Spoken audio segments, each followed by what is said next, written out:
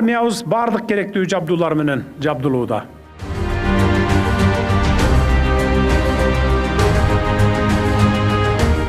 Аткарылып жаткан иш-чаралардын алкагында куралдуу күчтөрдүн абадан кол салуудан коргонуу күчтөрүнө миллиарддан ашык каражат бөлүнгөн. Ал каражаттарга Ми-17 тик учактары сатылып алынды, Ми-8 тик учактары оңдолду жана керектүү тетиктери алынып жатат.